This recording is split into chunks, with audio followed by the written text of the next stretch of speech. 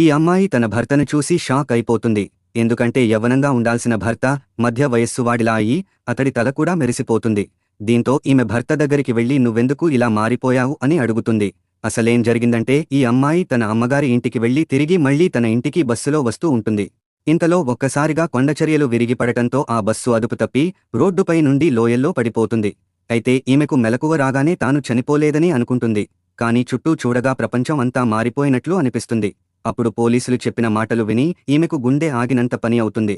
ఎందుకంటే ఈమె ప్రయాణించిన బస్సు విచిత్రమైన లోయలో పడటం వల్ల ఆశ్చర్యంగా ఆ బస్సులోని వాళ్లు అక్కడ 10 గంటలు ఉండేసరికి ఇక్కడ నిజ జీవితంలో 20 సంవత్సరాలు గడిచిపోతాయి.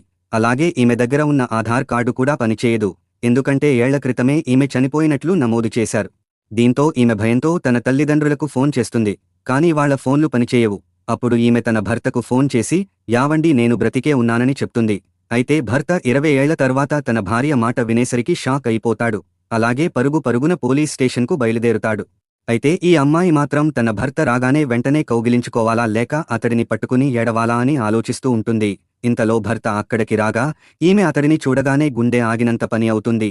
ఎందుకంటే ఒకప్పుడు యవ్వనంగా అందంగా ఉన్న తన భర్త ఇప్పుడు తెల్ల జుట్టుతో మధ్య వయస్సు వాడిలా మారిపోయాడు. ఇతడిని చూసి ఈమెకి కళ్లలో నీళ్లు తిరుగుతాయి. అలాగే ఇతడి ముఖాన్ని పట్టుకుని నువ్వేంటి ఇలా ముసలివాడిలా మారిపోయావని ఏడుస్తుంది. ఆ తర్వాత ఇతడు భార్యను ఇంటికి తీసుకెళ్తాడు. కాని భర్త ఈమె ఇష్టాలను మర్చిపోలేదు. ఆమెకి ఇష్టమైన ఆహార పదార్థాలు వండి తీసుకువస్తాడు.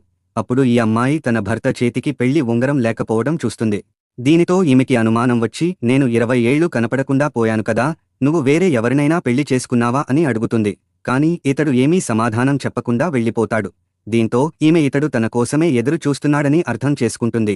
అలాగే ఈమె కొత్త ప్రపంచానికి అలవాటు పడాలని చూస్తుంది.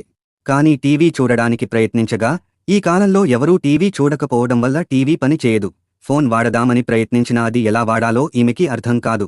అలాగే తాను దాచుకున్న డబ్బు కూడా ఇప్పుడు చెల్లకుండా పోతాయి. అందుకని ఈమె నేను ఈ కాలంలో ఉండాల్సిన దానిని కాదని బాధపడుతుంది. కాని భర్త మాత్రం ఈమెను బజార్లోకి తీసుకెళ్లి ఈమెకి కొత్త ప్రపంచాన్ని పరిచయం చేస్తాడు. అలాగే ఈమె కోసం ఒక కొత్త మొబైల్ తీసుకుంటాడు. ఆ తర్వాత లేటెస్ట్ మోడల్ బట్టలు ఈమె కోసం షాపింగ్ చేపిస్తాడు.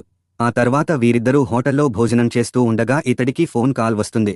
అయితే ఫోన్లో ఒక పిల్లాడు నాన్న ఇంటికి ఎప్పుడు వస్తావు అని అనడం ఈమె వింటుంది. దీంతో ఈమెకు గుండె బరువెక్కి నీకు కొడుకు ఉన్నాడా అని అడుగుతుంది. అందుకు ఇతడు అవును నాకు కొడుకు ఉన్నాడని చెప్తాడు. కానీ నిజానికి వీళ్ళిద్దరికీ పిల్లలు పుట్టలేదు. అయితే ఆ తర్వాత ఏమైందో చూడాలంటే ఈ వీడియో లైక్ చేసి మన ఛానల్ సబ్స్క్రైబ్ చేసుకోండి.